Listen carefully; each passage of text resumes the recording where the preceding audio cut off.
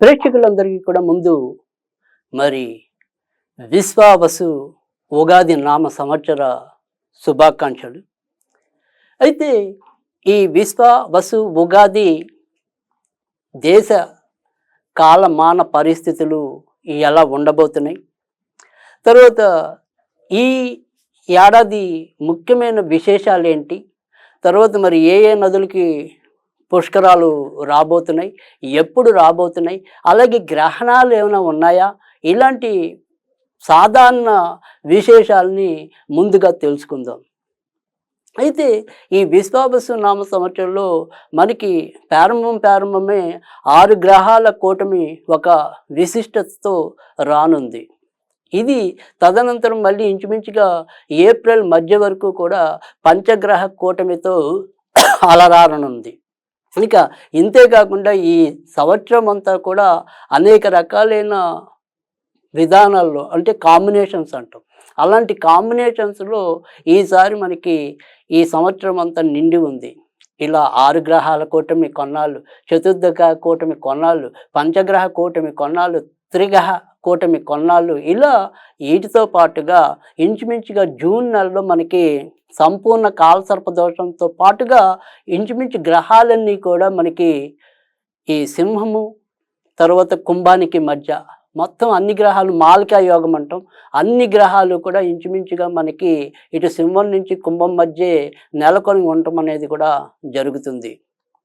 తర్వాత మరి ఈ యొక్క విశ్వావసు నామ సంవత్సరంలో వచ్చే 2 గ్రహణాలు కూడా ఎలాగైతే ఇప్పుడు ఈ సింహానికి కుంభానికి మధ్య మనకి ఈ రకమైన గ్రహమాలిక యోగం అనేది లేదా కాలసర్ప దోషం అనేది పట్టి ఉంటే, మళ్ళీ ఇదే గ్రహాలకే ఈ యొక్క చంద్రగ్రహణం అనేది, అంటే ఈసారి కూడా ఈ ఏడాది మనకి సూర్యగ్రహణాలు ఏవి కూడా కనిపించవు.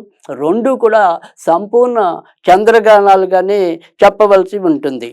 అయితే సెప్టెంబరు 7 రాత్రి వచ్చేది ఏదైతే ఉందో, అంటే అది ఇంచుమించుగా అర్ధరాత్రి వరకు కొనసాగుతుంది కాబట్టి తెల్లవారితే 8 అనుకోవాలి. ఈ సెప్టెంబర్లో వచ్చేసి పూర్వభద్ర నక్షత్రం కుంభరాశిలో ఈ గ్రహణం పట్టడం అనేది ఉంటే, మరి వచ్చే సంవత్సరం 2026 ఫిబ్రవరి 2వ తారీఖు, అంటే 2వ నెల ఫిబ్రవరి 26వ తారీఖు, ఫిబ్రవరి 26వ తారీఖు వచ్చే చంద్రగ్రహణం అనేది మీకు సింహరాశిలో పట్టనుంది. అంటే అన్నీ కూడా ఈసారి కొద్దిగా సింహ కుంభరాశుల మీద ప్రభావం ఎక్కువ ఉండేలాగా కూడా కనిపిస్తుంది. పైగా ఏదైతే మరి కుంభరాశికి ఇప్పటికే ఏళ్ళనాటి శనిలో ఉండటం అనేది ఒకటైతే, మరి ఈ సింహరాశి వాళ్ళకి ఇప్పుడు కొత్తగా మార్చి 29 నుంచి అష్టమ శని అనేది కూడా ప్రారంభమైంది. కనుక ఈ సింహ కుంభరాశుల వాళ్ళు ఆరోగ్య విషయంలోనూ ఆర్థిక విషయాల్లో కూడా ఎక్కువ జాగ్రత్త తీసుకోవాల్సి ఉంటుంది. ఇక మిథునంలోకి ఎప్పుడైతే మరి మే 15వ తారీఖు, అంటే ఇంచుమించు మే 14వ తారీఖు అర్ధరాత్రి మిథునంలోకి గురుడు ప్రవేశిస్తాడు. అప్పటి నుంచి మనకి అంటే మర్నాడు రోజు 15వ తారీఖు నుంచి 26వ తారీఖు కూడా 26వ తారీఖు వరకు 12 రోజుల పాటు మనకి సరస్వతి నది పుష్కరాలు రాబోతున్నాయి. ఇక ఈ నెలలో కొంత జ్యేష్ఠ మాసంలోను, తర్వాత మార్గశిరము, తర్వాత వచ్చే మరి మాఘమాసంలో కూడా కొంతవరకు మరి ఈ యొక్క మౌఢ్యములు కూడా రానున్నాయి. ఇవి ఈ రకంగా మనకి ముఖ్యంగా ఇప్పుడు వచ్చే ఈ ఉగాది యొక్క విశిష్టతలు. అయితే ఇక దేశ కాలమాన పరిస్థితులుగా చూసినట్టయితే కనుక ఈ ఏడాది బంగారము ఎంత పెరిగినప్పటికీ కూడా, అంటే చాలామంది విశ్లేషణ ప్రకారము 1,00,000 అధిగమిస్తుంది లేదా కనీసం 1,00,000 దాకా వస్తుందనేది ఎంతవరకు నిజమో, అలాగే ఇంచుమించుగా వచ్చే సంవత్సరం ఫిబ్రవరి మార్చికి మళ్ళీ 80-85 మధ్య స్థిరంగా ఉండిపోయే అవకాశాలు కూడా అలానే కనిపిస్తున్నాయి. తర్వాత వివిధ గ్రహాల యొక్క కూటమి వల్ల మరి రకరకాలైన రోగాలు కూడా మనుషులకి వెన్నంటడం అనేది అయితే ఉంటుంది. అయితే ప్రమాదాల స్థాయి మాత్రం తక్కువగా ఉంటుందని చెప్పచ్చు. రకరకాల వేరియంట్స్ ఉండొచ్చు కానీ అవి ఏవి కూడా మనకి మృత్యువుకి తీసుకెళ్ళవు. ఇక ప్రతి ఒక్కళ్ళు కూడా ఈ కలుషిత ఆహారం, తర్వాత వాళ్ళకి ఏదైనా సరే అకాల నిద్ర, అకాల భోజనం వల్ల తరచూ ఈ జీర్ణ వ్యవస్థకు సంబంధించిన విషయాల్లో ఎక్కువగా ఇబ్బందులు పడే అవకాశాలు ఎక్కువగా కనిపిస్తున్నాయి. ఇక ఆగస్టు నుంచి అక్టోబర్ మధ్య ఈసారి కొంతవరకు అధిక వర్షాలు, తర్వాత లేదా ఈ వరదలు ఇలాంటివి ఏమైనా సరే కొంత ప్రకృతి విలయ తాండవంగా చెప్పవలసి ఉంటుంది. ఈ సంవత్సరం అక్టోబర్ నుంచి మరి నవంబర్ వరకు, అలాగే వచ్చే సంవత్సరం ఫిబ్రవరి నుంచి మళ్ళీ ఉగాది వరకు కూడా ఏదైనా సరే రాజకీయ సంక్షోభాలు, రాజకీయాల్లో అనుకోని మార్పులు సంభవించే అవకాశాలు ఎక్కువగా కనిపిస్తున్నాయి. ఇక ఏవైతే ధాన్యపు ధరలు ఉంటాయో ఈసారి మరి ధాన్యాధిపతిగా కుజుడు కనుక ఏవేమైనా సరే ఈ ధరలు అనేది హెచ్చుతగ్గులు ఎక్కువగా ఉంటాయి. ఒక ఒడిదుడుకులు అంటే నిత్యం ఒకేలాగా ఉండకపోవటం, ఒకే రకంగా ఉన్నట్టుండి పెరగటం, ఉన్నట్టుండి తగ్గటం, ఈ రకంగా కొంత ఇబ్బంది ఎదుర్కోవటం అనేది కూడా జరుగుతుంది. ఇక ఈసారి మరి నవవిధ నాయకుల్లో రవి మనకి రాజుగా చెప్పాలి. అంతేకాకుండా ఆయన ఆర్ఘ్యాధిపతిగా కూడా మరి రవే ఉన్నాడు. తర్వాత మరి సస్యాధిపతిగాను, నీరసాధిపతిగా బుధుడు ఉండటం అనేది జరిగింది. ధాన్యాధిపతిగా మరి కుజుడు అని చెప్పాం, రసాధిపతిగా శుక్రుడు అని చెప్పాం. తర్వాత మరి సేనాధిపతి శని అయితే గనక మరి మంత్రిగా చంద్రుడు ఉన్నాడు. ఎప్పుడైతే మరి ఈ మంత్రి చంద్రుడు అవుతున్నాడో ఈ ఆలోచనలు అవి అంత నిలకడగా ఇటు జనాలకు ఉండొచ్చు, పాలకులకు ఉండొచ్చు, ఎవరికైనా సరే అంత నిలకడైన ఆలోచన అనేది లేకపోవటం, ఎప్పుడు ఏ నిర్ణయాలు తీసుకుంటారో తెలియని చందాన్ని ప్రవర్తించడం అనేది కూడా ఎక్కువ అవుతుంది. అయితే ఇక్కడ రాజు మరి తర్వాత ఇటు మంత్రి ఇద్దరు కూడా మిత్రులు అవటం, మరి గ్రహాల్లో వాళ్ళని రాజు రాణిగా భావిస్తూ ఉండటం వల్ల చివరికి ఎలాంటి ఉపద్రవాలు ఉన్నప్పటికీ కూడా వాటి నుంచి మళ్ళీ బయటికి రావటం అనేది అయితే ఉంటుంది. ఇక ఈ సంవత్సరం మరి వివిధ నక్షత్రాలకి కందాయ ఫలాల గురించి ఏంటో తెలుసుకుందాం. అంటే ఈ కందాయ ఫలాలు అనేవి ఏంటంటే అవి నక్షత్రాలు బట్టి ఉంటాయి. ఏదైనా సరే బేసి సంఖ్య అనేది శుభ ఫలితాలు ఇవ్వడానికి, తర్వాత సరి సంఖ్య అనేది మిశ్రమ ఫలితాలు ఇవ్వడానికి, తర్వాత మరి ఏదైతే 0 అనేది శూన్యం అనేది ఉంటుందో అది కొంతవరకు వ్యతిరేక ఫలితాలు లేదా అనారోగ్యాన్ని ఇవ్వడానికి ఉంటుంది. మరి ఈ ఏడాది ఏదైతే అశ్విని నక్షత్రం ఉందో వారికి 3 అంటే మొదట 3, తర్వాత 0, తర్వాత 4 వీటిని మనం ఎలా భావించాలి అంటే కనుక ఇవి 4 నెలలకి ఒక ఫలితంగా తీసుకోవాలి.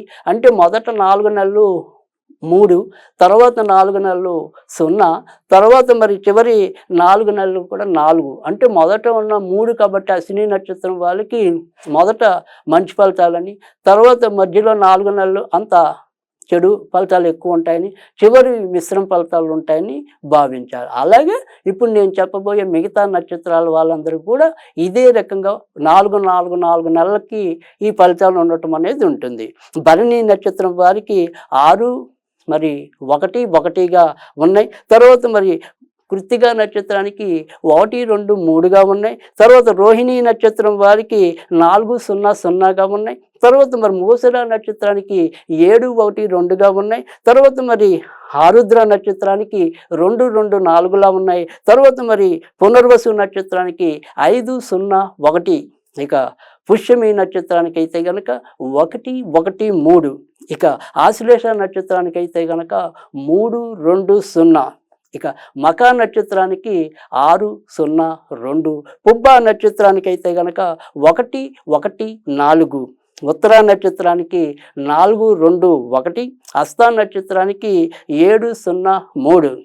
ఇక చిత్తా నక్షత్రానికి 2, 1, 0. స్వాతి నక్షత్రం 5, 2, 2. విశాఖ నక్షత్రం 0, 0, 4. ఇక అనురాధ నక్షత్రం అనేది 3, 1, 1. జ్యేష్ఠ 6, 2, 3. మూల 1, 0, 0. పూర్వాషాఢ 4, 1, 2. ఉత్తరాషాఢ 7, 2, 4. ధనిష్ట శ్రవణ నక్షత్రం 2, 0, 1. ధనిష్ట 5, 1, 3. శతభిషం 0, 2, 0. పూర్వభద్ర 302, ఉత్తరాభద్ర 614, చివరిగా మరి రేవతి 121. ఈ రకంగా మనం కందాయ ఫలాల గురించి తెలుసుకోవాలి. ఇంకా ఏదైనప్పటికీ కూడా ఈ విశ్వావసు నామ సంవత్సరం ఏదైతే ఉందో మనకి ఇది తెలుగు సంవత్సరాల్లో 39వది అవటం అనేది. తర్వాత ఏదైతే మరి ఈ యొక్క సంఖ్యాశాస్త్రం ప్రకారం కూడా చివర ఏదైతే మరి 2025 అనేది కూడినప్పుడు అది 9 రావటం అనేది. కనుక ఇటు 3 గురుడు నంబర్ అనేది, 9 అనేది కొంతమంది ప్రకారం కుజుడైతే కొంతమంది శుక్రుడు. కనుక ఏదైనప్పటికీ కూడా ఆర్థిక అభివృద్ధి పెరగటం అనేది ఎలా ఉంటుందో ఇబ్బందులు కూడా, ప్రమాదాలు కూడా అదే రకంగా రావటం.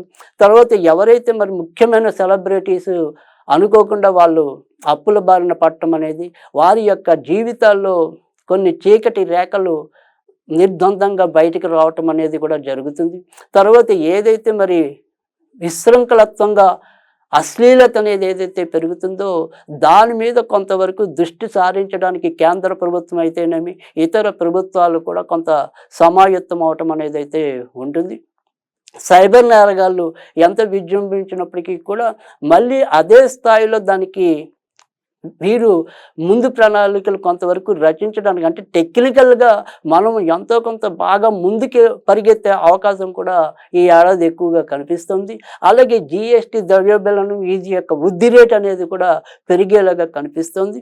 కనుక విశ్వావసు అనేది ఎన్ని ఒడిదుడుకులు, ఎన్ని ప్రమాదాలు ఎదురైనా కూడా తట్టుకుని నిలబడగలగడానికి ఎంతో కొంత ఆస్కారం ఉంది. కనుక ఎవరు కూడా మరీ భీతిలు మరి విశ్వావసు నామ సంవత్సరం వివిధ రాసుల వారికి ఏ రకమైన ఫలితాలని ఇవ్వబోతోంది, మరి ఈ వివిధ గ్రహాల కూటమి ఏదైతే మరి షష్టగ్రహ కూటమి కావచ్చు, పంచగ్రహ కూటమి కావచ్చు, అలాగే ఆకస్మికంగా ఏర్పడే వివిధ గ్రహాల దృష్టులు, అంటే శని కుజుల యొక్క సమసప్తక దృష్టి, మరి రవిశనుల సమసప్తక దృష్టి, ఇలాంటివి ఎన్నో కూడా రూపుదిద్దుకుంటున్న ఈ సంవత్సరంలో మరి ఎవరు ఎలాంటి ఇబ్బందులు పడతారు, ఎవరు ఎలాంటి ప్రయోజనాలని పొందగలుగుతారు అవి తెలుసుకుందాం. కర్కాటక రాశి. కర్కాటక రాశి వారికి అయితే గనక ఈ సంవత్సరం మరి ఆదాయం 8 ఉంది, మరి వ్యయం అయితే గనక 2 ఉంది.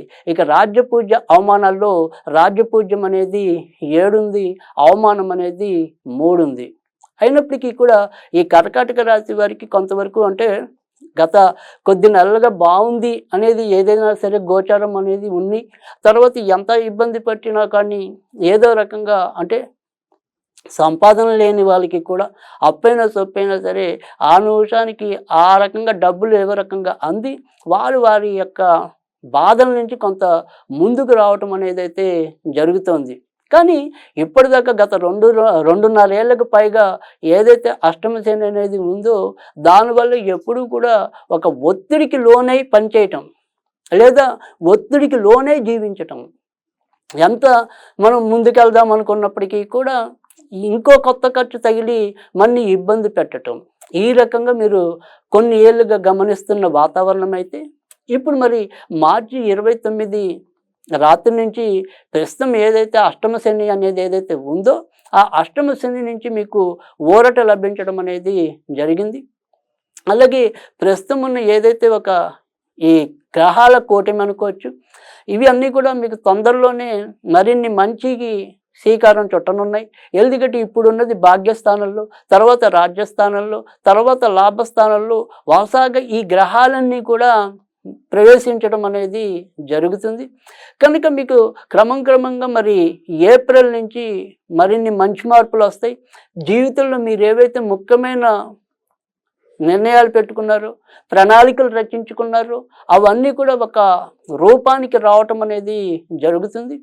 అయితే ఖర్చులు అనేది ఎంత నియంత్రించుకున్నప్పటికీ కూడా మీ వల్ల కాని పని అని ఈ ఏడాది కూడా ఎక్కువగానే రుజువు అవుతుంది. అయితే ఆదాయం పెరగటం అనేది కొంతవరకు మంచి అవుతుంది.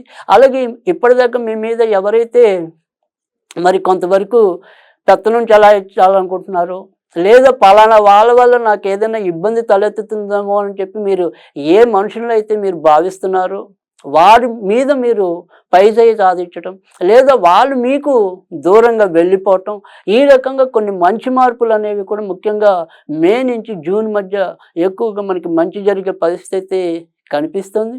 కనుక కర్కాటక రాశి వారికి మరీ చెప్పుకోదగిన ఇబ్బంది అయితే ఉండదు.